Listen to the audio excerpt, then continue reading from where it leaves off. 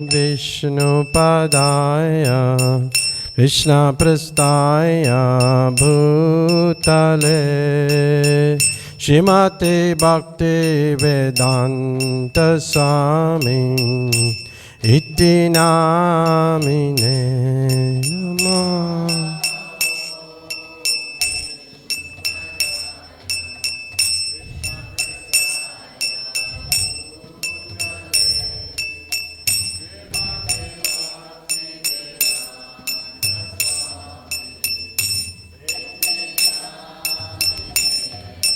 Namaste Saraswati Deve Gauravani Pracharine Nirvishesha Sunavari Paschatya Satarine.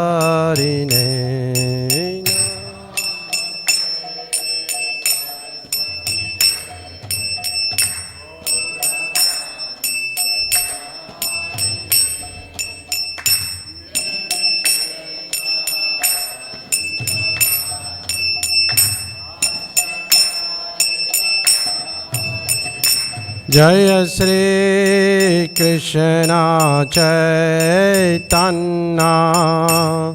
Prabhu Nityananda Sri Advaita Gadadhar Srivasadi Gaur Bhakta Vrinda.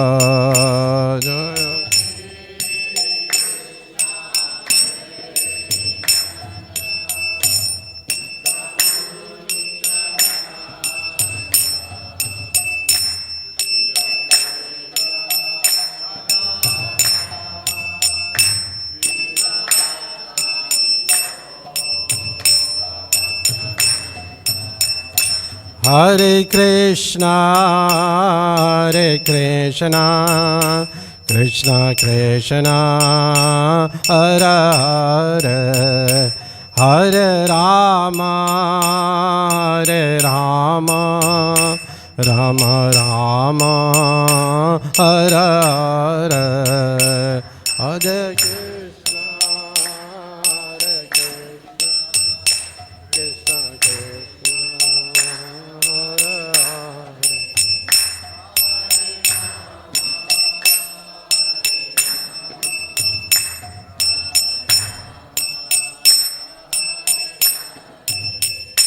Hare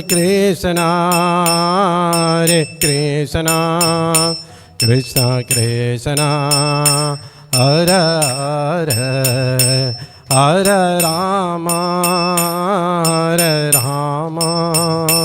Rama Rama, Hare Hare, Hare Krishna,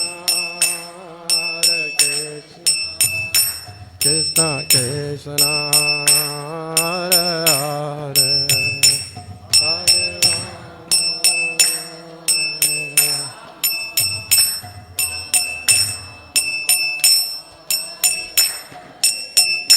Hare Hare Krishna, Krishna Krishna, Hare Hare, Hare Rama, Rama Rama, Hare Hare, Hare Krishna, Krishna Krishna, Hare Hare, Hare Rama, Hare Rama.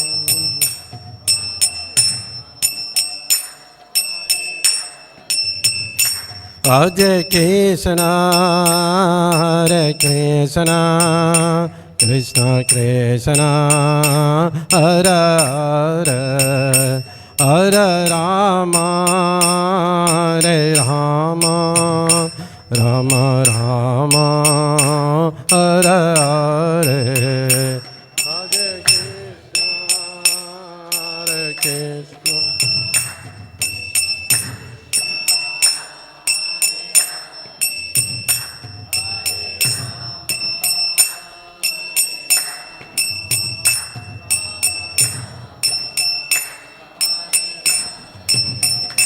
Hare Krishna, Hare Krishna, Krishna Krishna, Hare Hare, Hare Rama, Hare Rama, Rama Rama, Hare Hare, Hare Krishna.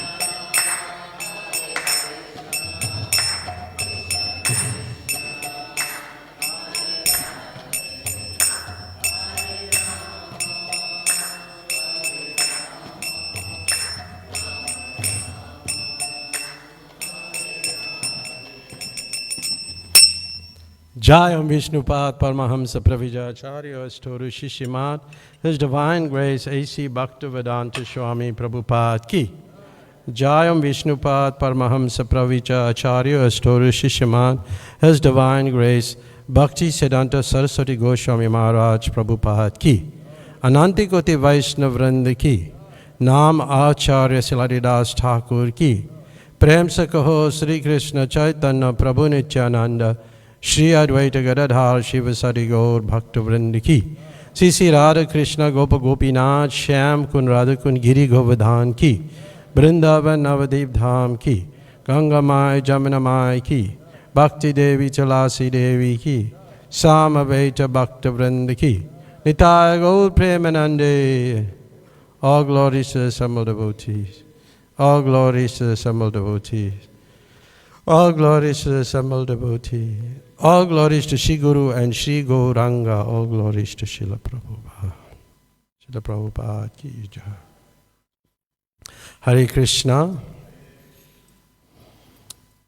So we're going to be reading from chapter 78, the killing of Dantavakra, Vidurata and Romaharsana. It's from the Krishna book. So normally on a Sunday morning we read from Krishna book. Om Namo Bhagavate Vasudevaya.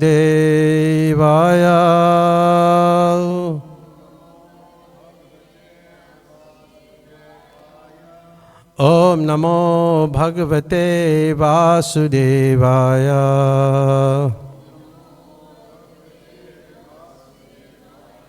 Om Namo Bhagavate Vasudevaya.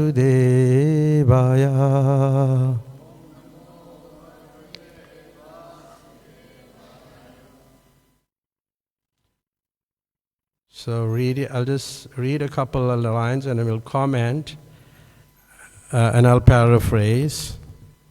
It's a long chapter and yes, we'll also get your realization. So we were reading about, the demise of Shishupal, Salva, Pondraka, and all these demonic kings. And then there's now Dandavakra, who wanted to kill Krishna to avenge the death of his friend Salva.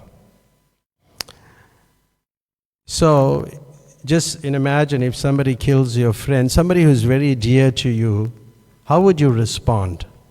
Somebody who's dear to you has been killed. How would you respond to that situation? Especially the person who killed your friend. How would you respond?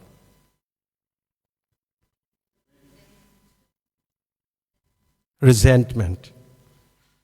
So naturally you become agitated.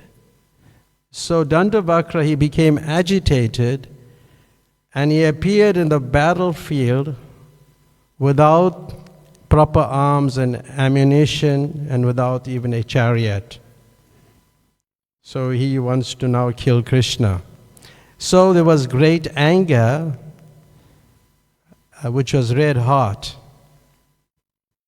And he carried a club in his hand, and he was so powerful that when he moved, everyone felt the earth tremble. But then Lord Krishna, he was approaching, and Lord Krishna is a hero, so he was approaching in a very heroic mood, and he immediately got down from his chariot, because there are rules in fighting. It's not like if somebody is unarmed or doesn't have the necessary weapon to attack you, then, what you say in our language, it's a fair fight. It's a fair fight. So then, because Dandavakra only had his club, so Lord Krishna, responded similarly. And when Krishna appeared before him, he was furious. And the way it's mentioned, furious like the waves of the ocean stopped by the beach. It was something like that. Then Lord Krishna, he spoke. And then I want to read this. It is a great pleasure and fortunate opportunity, Krishna, that we are seeing. Well, this is Dandavakra speaking to Lord Krishna, that we are seeing each other face to face. So it's quite interesting that somebody who is demonic seeing Krishna face to face. My dear Krishna, after all, you are my maternal cousin, and I should not kill you in this way. But unfortunately, you have committed a great mistake by killing my friend, Salva. Moreover, you are not satisfied by killing my friend. I know that you want to kill me also. Because of your determination, I must kill you by tearing you to pieces with my club. Krishna, although you are my relative, you are foolish. You are the greatest enemy, so I must kill you today, just as a person removes a boil on his body by surgical operation. I am always very much obliged to my friends, and I therefore consider myself indebted to my dear friend Salva. I can liquidate my indebtedness to him only by killing you. So it's quite an interesting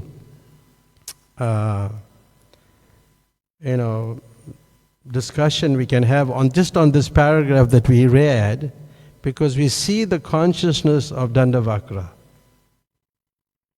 And what was it? It was like, as we said, resentment, vengeful anger, personal grievances. And Dandavakra acknowledges that Krishna is his relative, especially his maternal cousin, which suggests that there is a lingering bond between them because they were cousins. But however, there was this like deep revenge because he killed his friend. So sometimes we may have differences of opinion, and sometimes there's misunderstanding, and we may have a very revengeful, consciousness or mood towards another person. Did you experience that? You experience that? You may have experienced that. If somebody is attacking your cousin, how would you do? How would you respond? But you may not know all the facts, and then you respond. So we have to be conscious of that. So from this paragraph, we could just learn these points, and his words, reflects a strong sense of duty of indebtedness, as it's mentioned in the purport. He feels to Salva. Yes, that when you attach to somebody and somebody harms them, then you feel a great sense of pain. Like, if you harm a child, then the mother feels more pain than the child. Feels more pain. It's like that. But there's so many things can be said, their family connection, the consciousness, vengeance, so many different things. Just from this one paragraph that we read, the emotional attachment, different points. His loyalty, ego, different things. And Dandavakra is acting from a place of deep emotional turbulence, where even family bonds are overtaken by anger of desire and vengeance. You're no more concerned that the person is... Generally when people are, like it's your family, then you kind of like compassionate towards them. There's different feelings you have towards them. But it overtakes that. And we all experience that in our own, with our own family members. At some point we may have experienced that. So this is Dandavakra, but then I'll just read a few more paragraphs. As the caretaker of an elephant tries to control the animal by striking with a trident, Dandavakra tried to control Krishna by simply speaking strong words. Because sometimes, you can defeat a person by your words. You can make the person frightened, and then the person may, although want to fight with you, but then he would refrain from fighting by your strong words. That also happens. So then taking his club, moving very skillfully, Krishna struck Dandavakra's chest so fiercely that Dandavakra's heart split in twain. As a result, Dandavakra began to vomit blood. His hair scattered and he fell to the ground, spreading his hands and legs. Within a few minutes, all that remained of Dandavakra was a dead body on the ground. After the death of Dandavakra, just as at that time of Sisupal's death, in the presence of all persons standing there, a small particle of spiritual effulgence came out of the demon's body and very wonderfully merged into the body of Lord Krishna. So, there's so much you can talk about the merging and how they really merge into the body of Krishna, but actually they also are individual persons and they retain their original positions back in the spiritual world. Jai and Vijay. So that understanding is there. So that was the end. That was one person is killed. Then now Vidurata. So then again you see family connections, and Dandavakra had a brother named Vidurata. So naturally, if your brother is killed, then now you're going to feel more pain.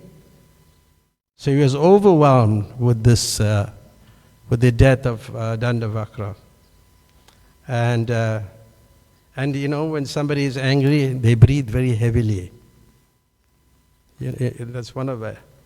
And just to avenge the death of his brother, he appeared before Lord Krishna with a sword and a shield in his hand. And he wanted to kill Krishna immediately. But this was a quick fight. When Lord Krishna understood that, he was looking for the opportunity to strike him with his sword. Krishna released his Sudarshan Chakra, the blade, and without delay, his head was taken off, or what do you call it, decapitated or something, yeah. Boom, it was out. So this was a quick fight. So is anger a bad quality or it's a good quality? Depends how? Huh?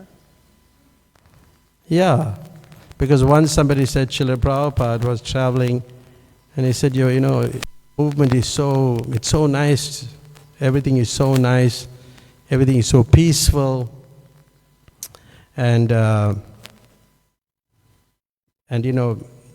he was basically alluding to non-violence, and then talking about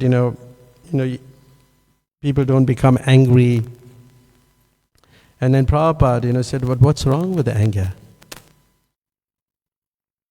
Did anybody tell you something's wrong with anger? Lord Krishna spoke the Bhagavad Gita. It's all about fighting and anger. Imagine if somebody fighting with somebody and Like just pull the bow and arrow, you'll say, okay, time I'm going to kill you. Here's a policeman in the back there, Vrindavan Chandra. He's a policeman. And he happened to shoot a lot of people. You think he's just going to, talk to them in a humble way? No, he just shoots. That's his job. Actually, I met him when he was 17 years old. Huh? When he was 17 years old, I met him.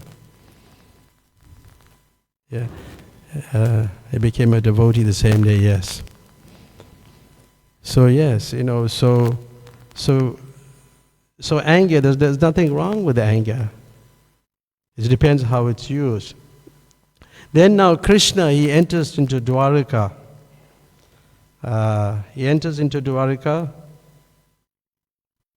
After killing these people, and then there's so many things. He kind of, the whole city of Dwaraka is decorated.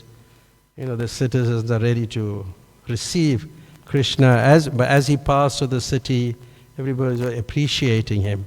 That's the scene in the next, after the killing. And, as usual, the flowers were falling from the heavenly planets, in jubilation. Like, I don't know if you had that experience when flowers fall on your head. Did you have that experience? Sometimes we throw, on this Radha Ashtami, that's one thing. I was in Chowpatty once, oh my God. It was just something else. The flower was just like falling on our heads. But the experience that I had was best was that in 1995, when we walked down the aisle with Srila Prabhupada, myself and another devotee carried Srila Prabhupada down the aisle in City Hall. He was having the 20th year celebration of Srila Prabhupada coming to City Hall. And on the top, from the top, there's two levels to it, and from the top, all the flowers were falling. And that was just like, it was raining flowers, and that experience was quite amazing. As we walked down and took Prabhupada and put him on the stage, it was quite an experience, because a person who was there described that experience to me. He's late now. His son is a devotee, but he's late. He's quite a nice man, yeah. And he explained me, he was there, of that experience. So this is how those flowers are falling. And then we come to the next topic of Romaharsana's Sutta. And this is the third person, Lord Krishna, or Lord Balaram, is going to deal with. So once upon a time, Lord Balaram heard that an arrangement was being made for a fight between the two rival parties in the Kuru dynasty, one headed by Duryodhana and the other by the Pandavas. He did not like the idea. He tried to act as a mediator to stop the fighting. Finding it impossible and wishing to take an active part on behalf of either party, he left Dwarka on the plea of visiting various holy places of pilgrimage. So he didn't participate in into this. He didn't get involved in these family problems. He just wanted to get away from it.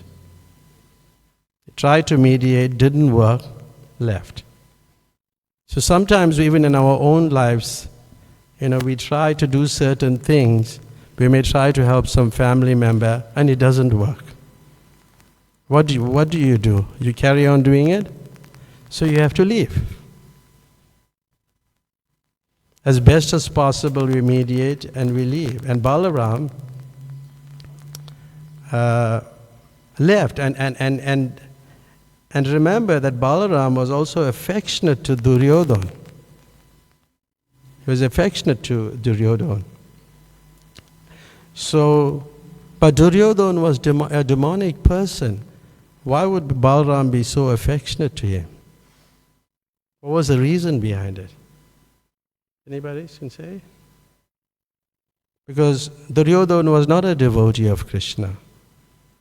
Even from his childhood, he hated Krishna.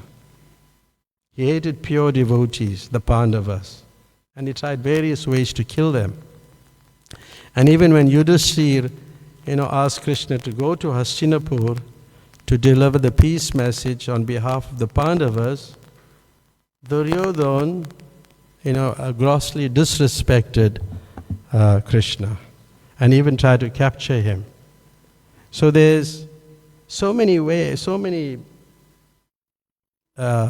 instances in the history, in the Mahabharata, where it shows that Duryodhana was demonic and offensive. But in spite of all these offenses, to both Krishna and these pure devotees, Duryodhana was a famous great disciple of Balaram. He was still, and Balaram, there's many verses in the Bhagavatam, and I'll give the references, that Balaram was, trying to help Duryodhana, was a demon. So he stayed for several years in Mithila, several years, just to give association to Duryodhana. And to help him to train in that art of fighting with a club. And that's from the Bhagavatam, the 10th canto, chapter 57, text number 26. And then Balaram also wanted his sister Subhadra to marry Duryodhana. That's also in the Bhagavatam. That's 10th canto, chapter 86, verse 2 and 3.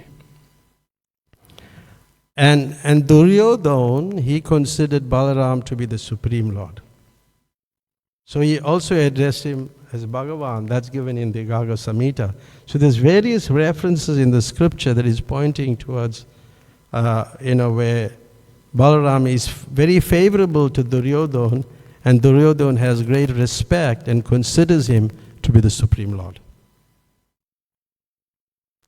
But then, even there in the Gaga Samhita again, where Duryodhana, asked a sage, because Balaram is also involved in the Rasa Leela, and Rasa Leela is a very high subject matter, but he's asked a sage to explain him about the Rasa Leela and the various procedures, and he asked for the various procedures of worshipping of Balaram.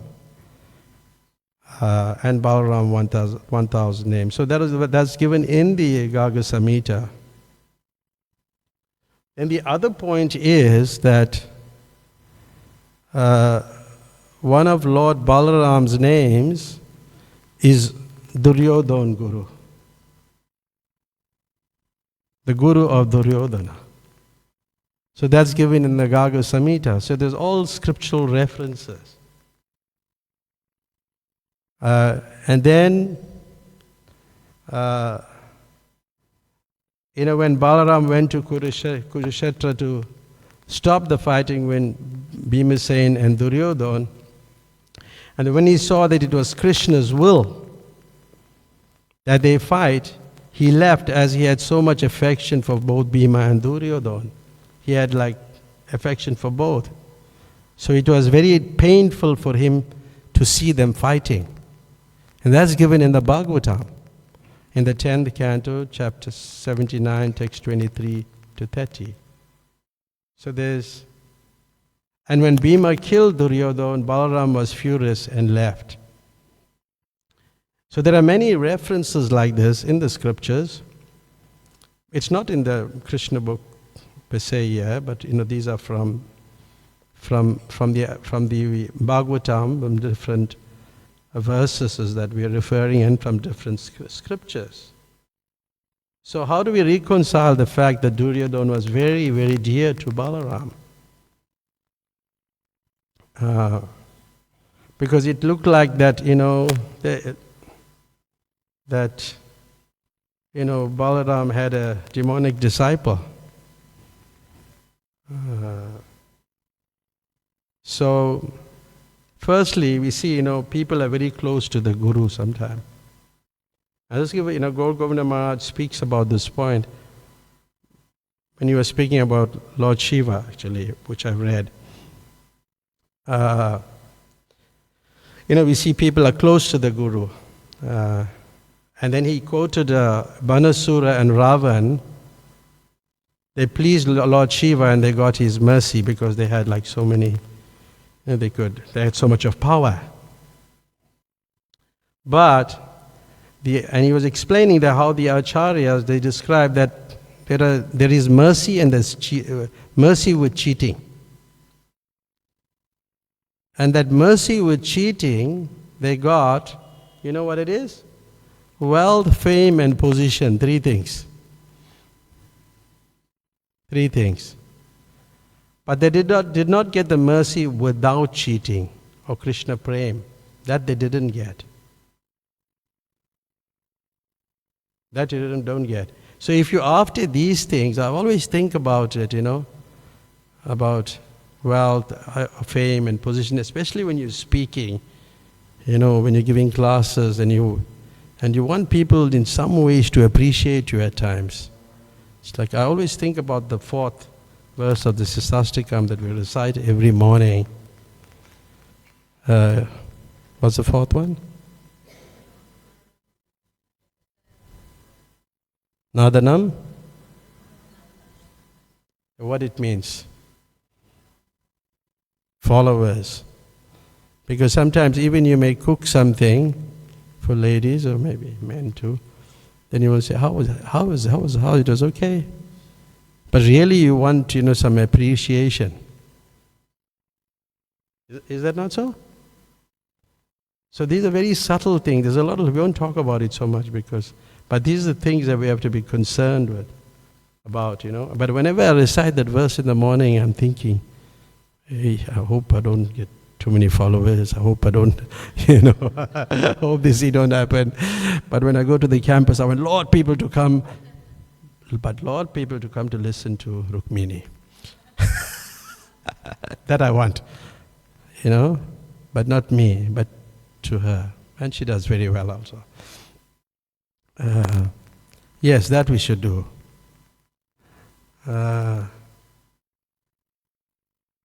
So we see that, it looked like that Balaram was very close, or Duryodhana was very close,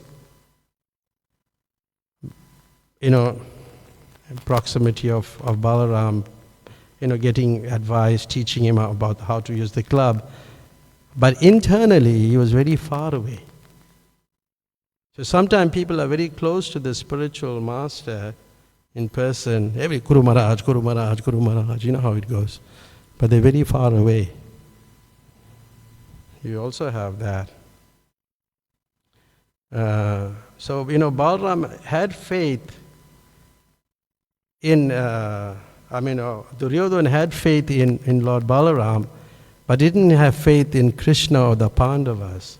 It's like that said in the, like not having faith, what is it? Ada Kuku Nyaya. Ada Kukutu Nyaya. What is it? Half-hand logic. So we have to have faith in the devotees, because the devotees, Krishna can also speak to the devotees. And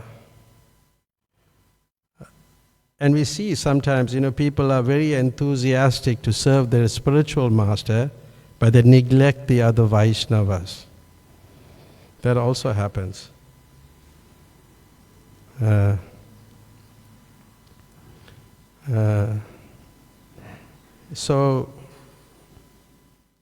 they may also express devotion to their Guru, but they may not be interested in worshipping Krishna or chanting Hare Krishna. That's also there.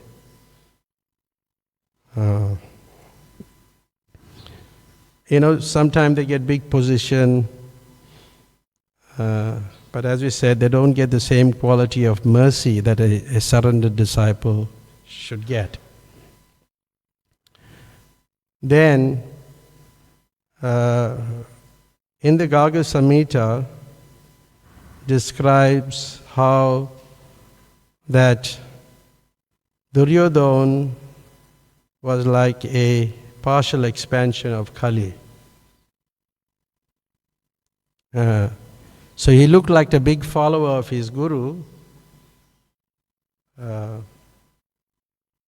He looked like a big follower of his guru, but in actually he was a servant of Kali, not of Lord Balaram.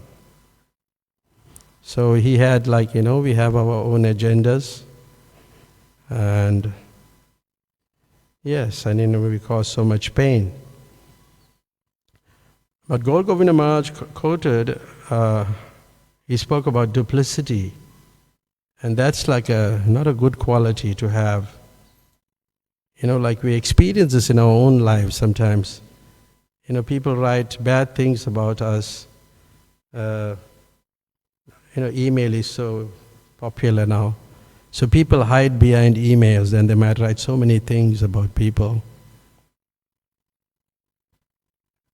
We have to be very careful about duplicitous behavior. And then in a song, it's called Baul Sangita. In his song, he says, "Here is a disciple of Kali, Yuga. He has a shaved head, wears kopans, marks his forehead with tilak, and keep tulsi beads around his necks." So this is a Kali Chela, a disciple of Kali Yuga. And then he warned the devotees that to really have the association of Guru, one must give up ulterior motives and false displays of devotion, and must genuinely surrender. So we have to surrender to the spiritual master, genuinely surrender without any ulterior motives. But we don't want anything from the spiritual master except serving him, and ultimately by serving him, you naturally get the mercy.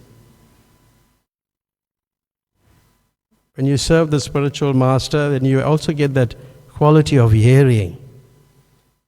By service comes hearing. If you don't like hearing, then do service. And by doing service, you'll want to hear. And by hearing, you'll want to do service. That's how it works. Well, it's explained in the Bhagavatam in the 1-16. What is it? Jai? What's that verse? It doesn't come to my mind. So, the 1-16, that verse. Yeah, Vipra. Yeah. By serving somebody who's freed from vice, you gain the affinity to hear the messages of Vasudeva.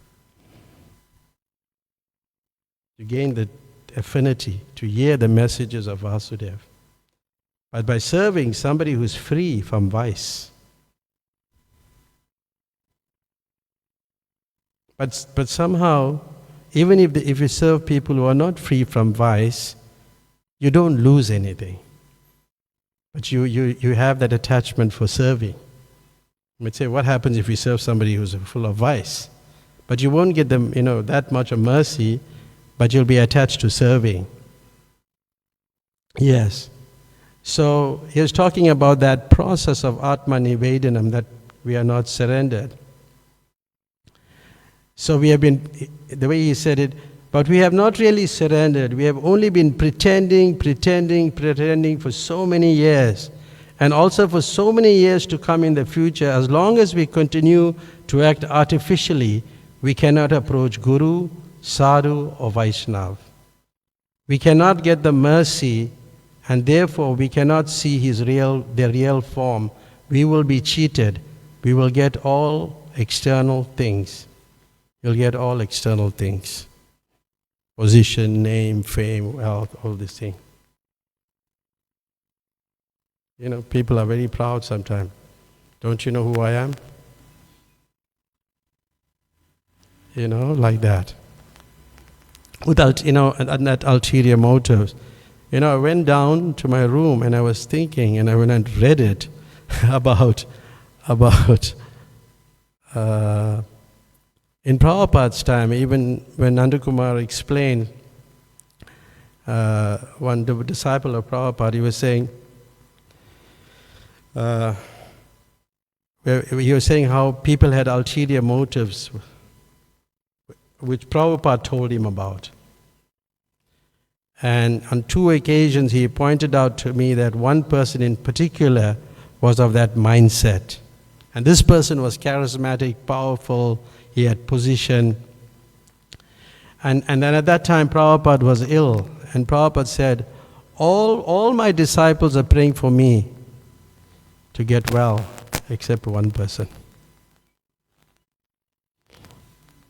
This person is praying for my death so he can take over. So you have that. Sometimes this is having ulterior motives. And then the person, anyway, it's quite a detailed thing, but then he tried to rezone the areas and, the GBCs, and then Prabhupada was said, this person, he sent out a statement, from now on all the GBC is disbanded and the presidents are in charge. Because he wanted to take over the whole world. So there's so much to be said, and then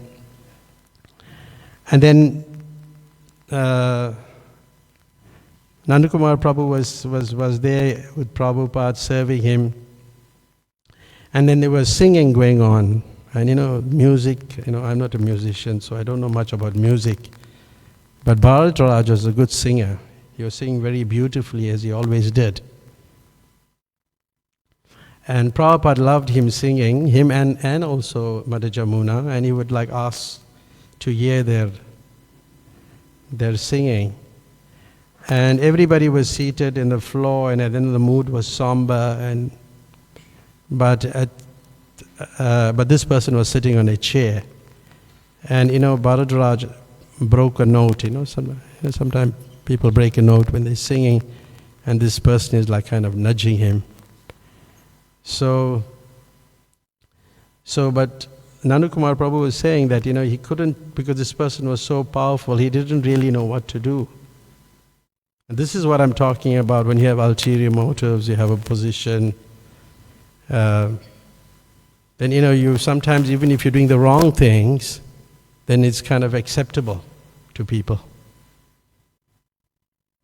So we have to be careful, But anyway, he was very powerful. And then he thought, what we're reading about, Nandakumar Prabhupada thought, I should kill him. I should kill him. It's quite relevant, I should kill him. But then he thought, he couldn't do that. Then he just went away. And then a few weeks later, then Prabhupada had left his body. So we have to be, conscious of these things, because pure devotional service doesn't have any ulterior motives. When one is engaging in pure devotional service, there's no ulterior motives. We are conditioned souls, but we're trying. So, if somebody helps us and points our faults, okay, we accept. And we can improve ourselves. Isn't it? Then, after this, Balaram, he goes on pilgrimage to Prabha Kshetra. So he took his bath and he pacified the local Brahmins, and like that, going to the holy places. And then finally, he comes to Namisharanya.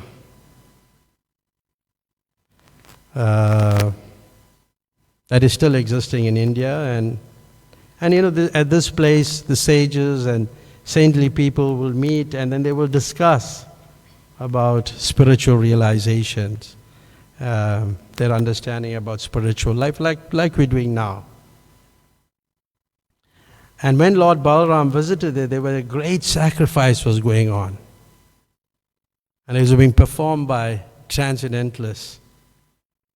And such meeting was planned for thousands of years. And then Lord Balaram, when he arrived, all the participants, like the sages, the Brahmins,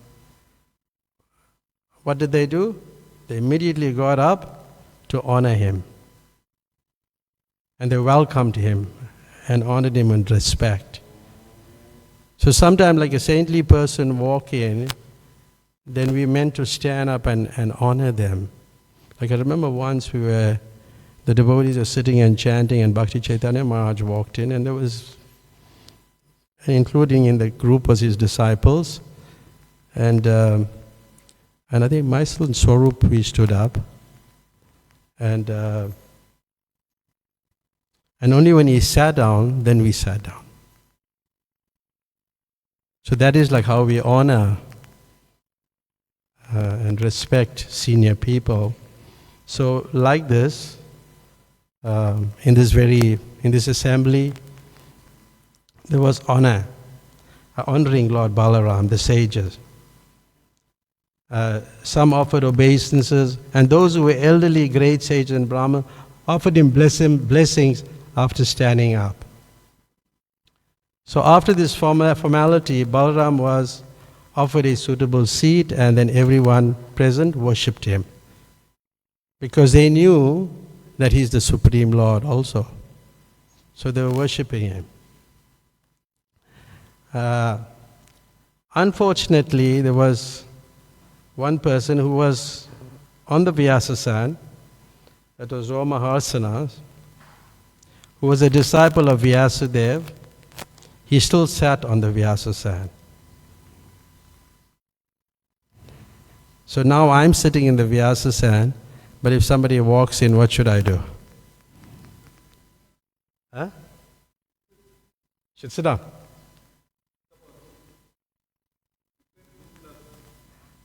No, I mean like a very senior, okay, maybe Prabhupada comes. And we speaking. What should we do? Acknowledge his presence. So here Ramahasa Sutta was still sitting. And so he was like foolish in the sense that he thought himself greater than the Lord. And therefore he did not get down from the seat to bow down. Then Lord Balaram, he started considering the history of Ramaharsana, because he was born in a sutta, in a mixed family. He was born from a Brahmin woman and a Kshatriya man. So therefore, although Ramaharsana considered Balaram a Kshatriya, he should not have remained sitting in a higher seat. That's what it's there written in the Krishna book. According to his position by birth, he should not have even have accepted the highest sitting position, because there were many learned brahmanas and sages were present. But it is the brahmanas and the sages who put him on the seat. So, anyway, Lord Balaram observed Ramaharsana Sutta, not only refused to come down from his exalted seat, but he did not even stand up and offer his respects when Balaramji entered the assembly. And I'll just read this here. Lord Balaram did not like the audacity of Ramaharsana, and becoming very angry at him, declared from his seat, "This man, Ramaharsana, is so impudent that he has accepted a higher seat than that of the respectable Brahmins present. Yeah, although he was born in a degraded Pratiloma family." When a person is seated on the Vyasasana, he does not generally have to stand up to receive a particular person entering the assembly. But in this case, the situation was different, because Lord Baladev was not an ordinary human being. So that's the answer.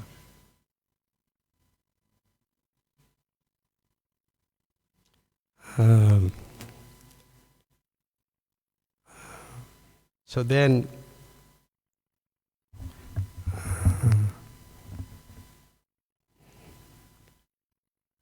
anyway, he didn't understand that Lord Balaram is the Supreme Personality of Godhead. And he should have respected him. And then, Prabhupada describes the appearance of Krishna and Balaram is meant for the re-establishment of religious principles. And he quotes the Srimad Bhagavatam, which confirms that the topmost perfection of religion is to be engaged in devotional service of the Lord.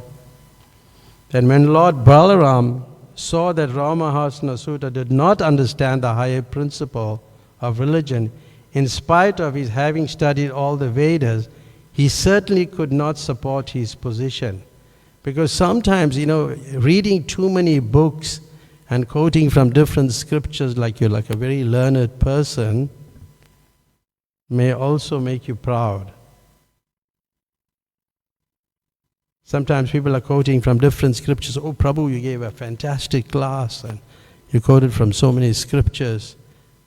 But if you ask them what I spoke about, they really remember very little or almost sometimes nothing. So, we may have knowledge and also when you read too many scriptures or you just read a lot of books and quote, and sometimes it's contradictory. The statements are contradictory. And you may not have that intelligence to reconcile them. Like Prabhupada, like one example is like, generally, divorce is not recommended. But then, one devotee wanted to divorce and get married to somebody else. And Prabhupada spoke about that, about divorce is not allowed. And the next day the devotee went and also after some time and asked about divorce. And Prabhupada said, okay, you can divorce. So that's like contradictory. Then he said, but the other devotee said, well, but you said, it's not allowed, but he said, he's going to do it anyway. But if I sanction it, then he'll get a lesser reaction. Now that's not in the scripture. So all these conclusions, these Vedic conclusions, are enshrined in the hearts of the pure devotee.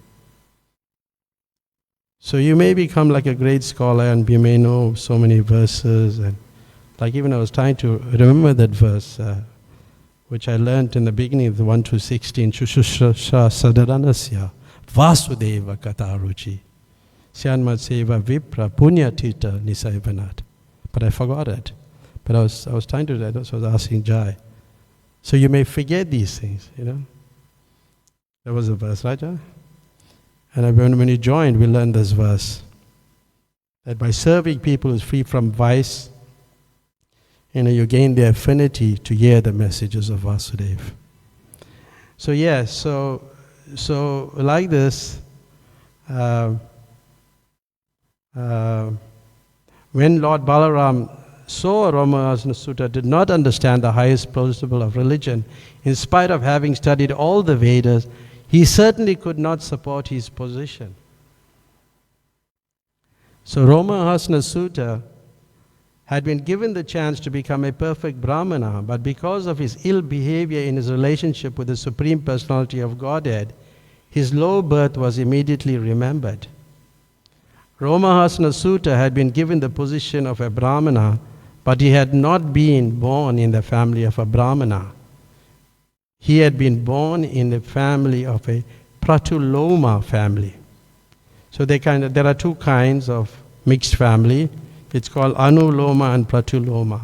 Just like when a male is united with a female of a lower caste, if the female is a lower caste, then it's called Anuloma. And when the male unites with a woman of a higher caste, it's called Pratiloma. So that Prabhupada explains that. And Romahasana Sutta, he belonged to the Pratuloma family because his father was a Kshatriya and his mother was a Brahmin. It's very interesting. So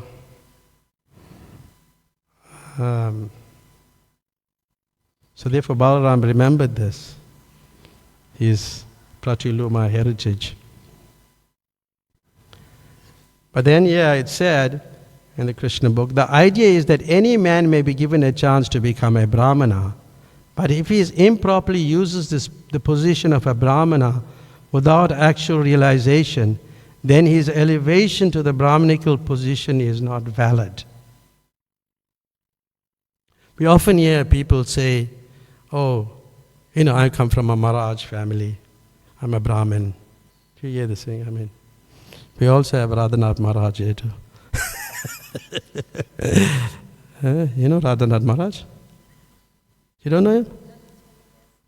I'm talking about, we also have here Raghunath Maharaj. We also have Mataji, yeah, Raghunath Maharaj, Mataji. I always joke with Raghunath Maharaj. So anyway, his surname is Maharaj. Yes, but he's coming from Brahmin family. Yes, so we're very proud of that, but Brahman is not by birth, it's by your qualities. And what are the qualities of a Brahman? What are the qualities? What's that verse? Yeah, Samadama Tapasaucham, Shantim, Ajavam, Evacha. Jnanam Vijnanam Astikam. What's the last one? Brahma? Yeah, Brahma Karma Svabhavjam.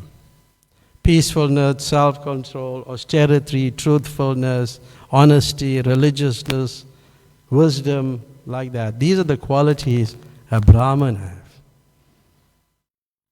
Because people get second initiation, I'm a Brahman. But if you don't have these qualities, are you a Brahman? It's like what this 1 pice or 5 pice thing, it's like, you got the thread, Like once I was in Nandagram and the Brahmins are begging.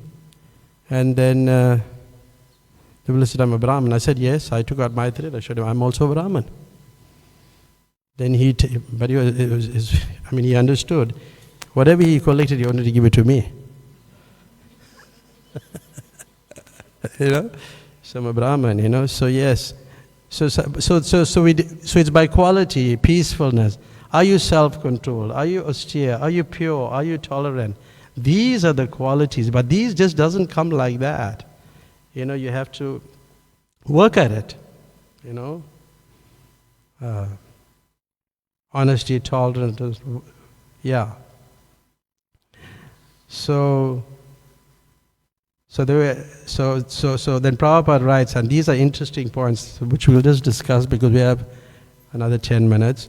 From this we can understand that one who is puffed up by material acquisitions cannot acquire the gentle behavior befitting a Brahmana.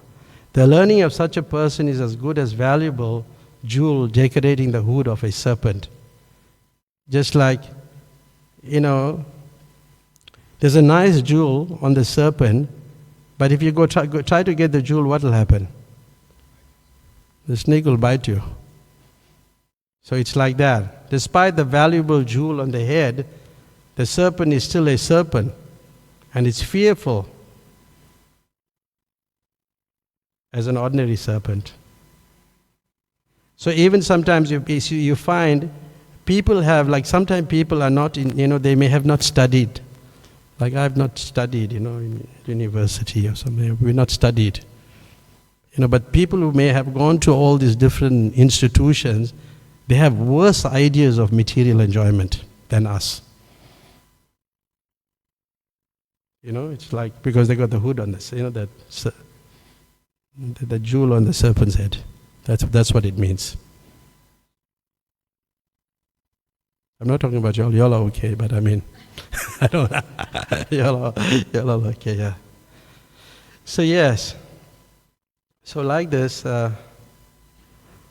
if a person does not become meek and humble, all his studies of the Vedas and Puranas and his vast knowledge of the Shastras are simply an outward dress. And I like the way Prabhupada put it, like the costume of a theatrical artist dancing on the stage. It's for the actors here. It's like, yeah. So then Lord Balaram considered, I have appeared in order to chastise false persons who are internally impure, but externally pose themselves as very learned and religious. My killing of such persons is proper to check them from further sinful activity. So his killing of Ramahasna Sutta was allowed. And how he killed him? By just striking him with a kush grass. You know the kusha grass? Like if you come from Hindu background, these things we used quite often during Pitar Pak, and we use this thing, and during Havans, and we use them quite often. Kusha grass, and just like, but how was it possible? Because he was the Supreme Lord. You could just like use that, and like Krishna, the earlier when the demon was killed with the Sudarshan chakra, but here just a grass. And if someone questions how Lord Balaram could kill Ramahasna Sutta simply by striking with a blade of grass, the answer is given in the Bhagavatam by the use of the word Prabhu. So when you say Prabhu, it means master. You can't say, Prabhu, bring my shoes. That's not correct. Isn't it? Prabhu, bring my shoes. It means master. But lucky we got this word Prabhu because we don't know everybody's names. That's the other thing. Isn't it? So the Lord's position is always transcendental, omnipotent. He can do what he likes. So therefore it was possible. But then, so although all the Brahmanas sages were present, knew Lord Balaram to be the Supreme Personality of Godhead, they did not hesitate to protest the Lord's action. Because he killed somebody now. And they were not, they weren't pleased. Because they put him on the seat. But they humbly submitted, oh my dear Lord, we think that your action is not in line with the religious principle. So it's a nice way of saying it, Hey, not you did something wrong, why you did this, why you did that, it's like, not like that, but in a humble way. And then, so my dear Lord Yadunandan, we may inform you that the Brahmins posted Ramahasna Sutta and the exalted position for the duration of this great sacrifice. So the sacrifice was carrying on supposed to be for a long period. Now it has terminated. So what happens now? The sacrifice has to finish. And then Lord Balaram. Anyway, I'll read this. It sounds nice. Under the circumstance, since your Lordship has killed him without knowing all these facts, we think your action is equal to killing a Brahmana. So now to kill a Brahmana is an offense. So you have to atone for that. My dear Lord, deliverer of all fallen souls, we know for certain that you are the knower of all Vedic principles. You are the master of all mystic powers. Therefore, the Vedic injunctions cannot ordinarily be applied to you. But we respectfully advise you to show your causeless mercy upon others. And then the atonement starts. And they said, we do not know, however, suggest what kind of act you should perform to atone for killing him. We simply suggest you adopt some method of atonement so that others may follow your action. And then what's that verse in the Bhagavad Gita? Yad yad achari shreshtas evatarajana sapramat. Sayat pramatam kurute lokastad anuvatute. Whatever action great men perform, common men follow. And whatever standard is set by exemplary acts, all the world pursues. So yes, that's what they were talking about. And then Lord Balaram, he responds, yes, I must atone for this action. I think it is my duty to execute a suitable act of atonement adjoined by the authorized scriptures. So he thought about it. He said, okay, now that Romahasana Sutta is dead, then we'll extend, I'll just read it. Not this, but if you desire, I shall be glad to award him anything else you may ask. I shall be very glad to grant all these boons to fulfill your desires. So this statement by Lord Balaram definitely confirmed that the Supreme Personality of Godhead is free to act in any way. Although his killing of Romahasana Sutta was maybe considered improper, he could immediately counteract it with greater profit to all.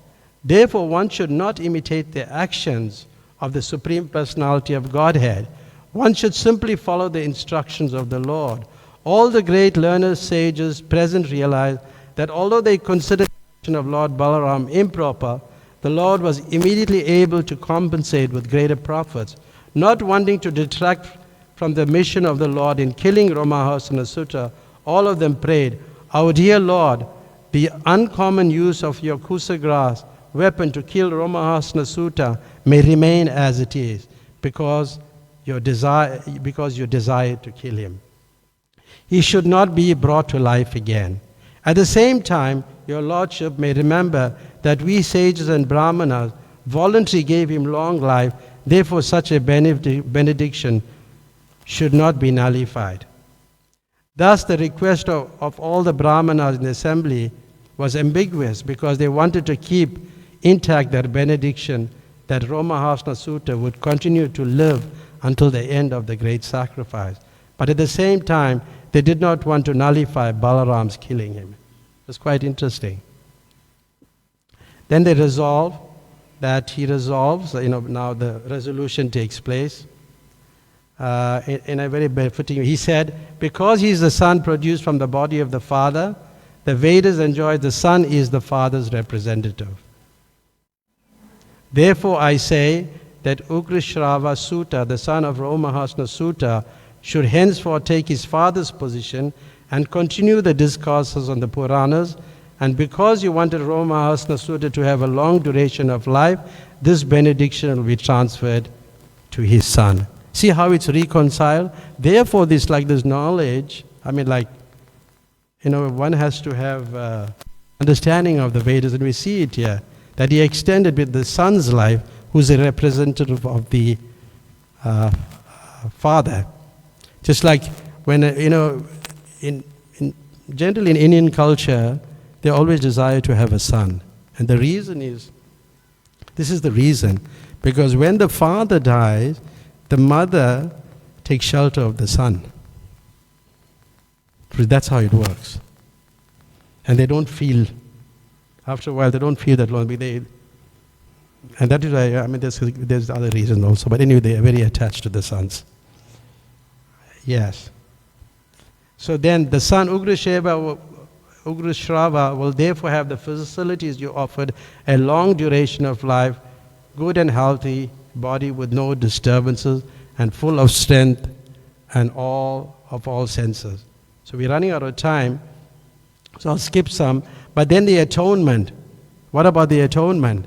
So Lord Balaram had to atone. And so the Brahmanas, he asked the Brahmanas, what should he do to atone? Now this is quite interesting because he's considering himself now to be like a Kshatriya, and the Brahmanas are higher. So he's getting that instruction, he's taking that instruction now from the Brahmanas. And the Brahmana says, and I'll read it, our dear Lord, there is a very powerful demon by the name of Balavala. He's the son of Ilavala, and he visits sacred place of sacrifice every night on the full moon and moonless days, and creates a great disturbance to the discharge of our duties in the sacrifice. O descendant of the Dasara family, we all request you to kill this demon. We think that if you kindly kill him, that will be your atonement on our behalf. The demon occasionally comes here and profusely throws upon us contaminated, impure things like pus, blood, stool, urine, and wine, and he pollutes the sacred place by showering such filth upon us. After killing Balavala, you may continue touring all the sacred places of pilgrimage for 12 months, and in that way, you'll be completely free from all contamination. That is our prescription. So this is prescribed by the Brahmanas to Lord Balaram, who is God. But now the roles have changed. The Brahmanas are in charge. So thus ends the Bhaktivedanta purport of the 78th chapter of Krishna, killing Dantavakra, Vidurata, and Romaharsana Sutta. Thank you very much. Hare Krishna. Thank you all for... So we get ready for any questions or comments. Anybody before the altar opens? On sandalwood. I'm thinking of sandalwood. One time we bought sandalwood in India. It was quite a... And not many people wanted to carry the sandalwood, and I had to put it in my bag, huge bag, and somehow, in India, we brought it through because sandalwood is not allowed to. Still time? 10 minutes, so we have time. So if anybody have any questions or comments, we can take some. Yes, Sad. You want to make some comments? Give him the microphone. Just wait. For online.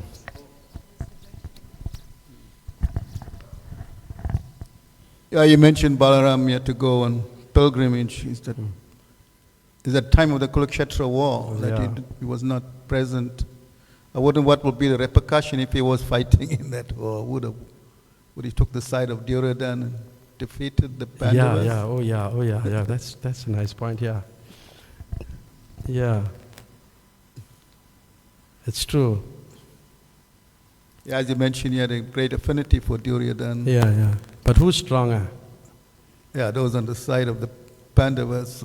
Krishna was on their side. So. And that picture there? Can you explain that picture there? Yeah, Balaram is resting on Krishna's shoulder. Why? Who's stronger? Krishna. Yeah. Yeah, but where is that in the scriptures? That's not in the scriptures. But that's what Prabhupada said, because therefore he said that's all that's enshrined in the hearts of the pure devotees, But that's not in the scripture. So you can well imagine what the battle would have been, but who would have won? Jai? That's debatable. Huh? Anybody else want to say anything, or you say more things? Yeah. I was thinking of the past time when Ashwatham he entered the camp of the Pandavas in the middle of the night, and the 5 sons of Draupadi beheaded them, and he took their heads to Duryodhana to brag, see what I did. But Duryodhana wasn't happy with that. Good point. Very cowardly. Yeah. And then Krishna and Balaram were chasing after her, and they were bent to revenge, to kill him. But then they brought him to Draupadi, and Draupadi had her eyes. She said no. Although Krishna was determined to have him killed, and Arjuna was also in the same mood, but Draupadi said no. He's the son of a Brahmana, and I wouldn't want to see his mother go through what I went through. Of course, you lose 5 sons, it's quite traumatizing. And she didn't want Ashwatham's mother to go through that same experience. It's a wonderful point. Thank you so much for that. It was really a good point that you made. Yes, Duryodhana was not pleased. The thing is that this reminded me that even, like we often say, every cloud has a silver lining. What does that mean? Because it means that in everybody there's some good quality. Nobody is all demoniac, because there's a constant struggle for supremacy of the modes of material nature according to the Gita. Sometimes passion, sometimes goodness, and a mixture of goodness and passion, and the person may behave, but then maybe later in hindsight or in retrospect, he becomes remorseful. So it's a good point, you're talking about Duryodhana, that, although the 5 sons of the Pandavas were beheaded and offered to him, and he didn't appreciate it, because at that time, it was a different mode of nature. Was acting more in the mode of goodness. Although, he was demonic and, he wanted to kill and do so many wrong things, and therefore you find, the point that you made about the Draupadi was not, and they didn't want the pain, the mothers to go through, the other, Asvatthama's mother to go through pain if he was killed, and that's quite an interesting point, So look at that level of understanding. It's far above the mode of goodness. It's like really way, way above. It's somebody who is like a pure devotee will think like that. But it's not that pure devotees don't want other people to be killed. Even Prabhupada was happy that when Mr. Nair was killed, he put his hands in the air and he said, I prayed to Lord Nishingadev to kill him. So yes, we can see, but that's quite an amazing quality. Thank you for bringing that to our attention. Hare Krishna. Yes. Anybody else want to say anything? We've got a few minutes more because Ranga wants to say something.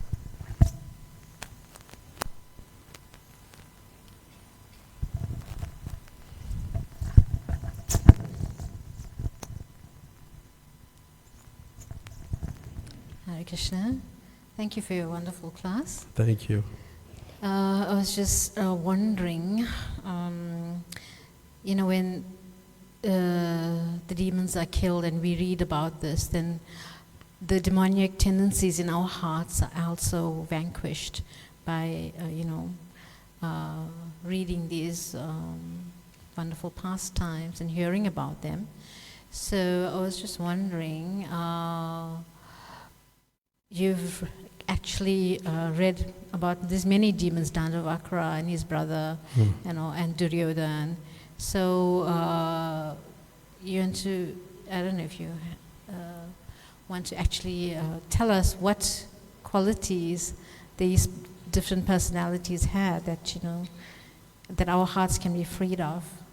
Well, I was talking about that the way we were talking about it earlier on, that vengeance and what it represents. Bhaktivinoda Thakur didn't comment on them, on these ones. So I don't want to speculate on that, but having demonic qualities, it's there in the Bhagavad Gita. Lust, anger, greed, arrogance, harshness. These are all demonic qualities.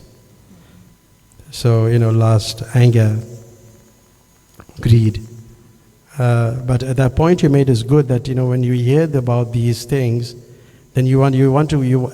Although we may not be able to do it, but at least that the thought, that seed is planted, that I must overcome this quality. It may not happen in this lifetime sometime, but it may happen sometimes in the future. But yes, we read about, because the one thing is their attachment, because they were attached to the friend, and then he was attached to the brother. So it's attachment. And when you have attachment, and these were attachment to sinful people also. So you become contaminated like that when you side the sinful person. And sometimes, it's often we try to mediate or judge, and we side, and we may be wrong, we may be wrong. So you have to be very, very cautious and careful. And but how we overcome that attachment? How do we overcome these qualities of attachment? It's like, when it comes back, I'll relate it to Brahmananda Prabhu. When Brahmananda Prabhu took initiation, then his mother was present, and Prabhupada instructed him to bow down to his mother, to offer obeisances to his mother, because the mother is the spiritual master, the guru also. So he took that instruction very seriously, and later when he was visiting his hometown, Florida, and he went and he pressed the bell, and the mother opened the door and there was no one there. Because why? He was offering his obeisances. She didn't see anybody there. But he followed that instruction. So he followed that instruction, and then he later said that by following that instruction, by offering that obeisances, therefore this whole thing about Romasana Sutta is offering obeisances and standing up and respect, and is respectful to his guru, who is his mother, and he took the instruction of his spiritual master very seriously. He said that the attachment for his parents, for his family members, diminished. Although they were his parents, but his attachment for Prabhupada increased. So we see that from the theme that's running here is mainly about attachment, because it was my friend, because of my brother, and then I have to kill the person, and because I have to be revengeful. But to purify yourself, you surrender, you surrender to the spiritual master deeply, then you can overcome all these contaminations. But by reading these things and by describing these pastimes, when you read it, actually it frees you from that. It helps you to become free from those qualities. It's like somebody asked me about once in the Durban Ratha Yatra, we were selling books, and there was one devotee, Vilasini Radha, and she's very good. She sold many sets of Bhagavatams, and she introduced me to one person, and the person saying, but this is talking all about violence. So I said that when you read about this violence, your children will become non-violent.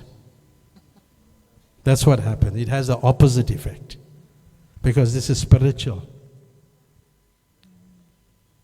So when you read, as you were saying, when you're discussing about all these demons, you become purified by hearing even their sinful qualities and how they were dealt with and how they were killed. It purifies us. Okay. Thank you. That verse in the Bhagavatam comes to mind. Nasa prayeshu bhadreshu nityam bhagavati sevaya. That, everything, those things in the heart will be destroyed to all to know by hearing the messages of Vasudeva. Or when we're here listening to Bhagavatam class on a regular basis, then all the demonic qualities in the heart will be destroyed. Yes, yes. No. Not all will be destroyed. Almost all. Yeah. Almost all. Yeah. That's the word, right? Almost destroyed. Yeah. Nityam Bhagavati Sevaya. Yeah. It's almost. So what it means? Why not completely destroyed? Because we have more work to do. It's not completely destroyed. Right. It's almost destroyed. That verse says that in that 1-17, that right? I think, yeah. At the Bhagavatam. So yes, it's like, so it doesn't make you complacent also, but you have to work more, to hear more. But, there's other discussions on it, but we'll talk about it some other time. Thank you. Thank you so much for answering. Yeah. Hare Krishna. Okay. So we can have some kirtan, or so, if anybody have anything else to, if you want to make some comments, you're free to do so. Anybody else? would like to make any comments? Otherwise, we can have, I think we should be ready by now. Huh? Yeah, or maybe you can move the chairs. Yeah. Thank you very much for listening so patiently. Hare Krishna.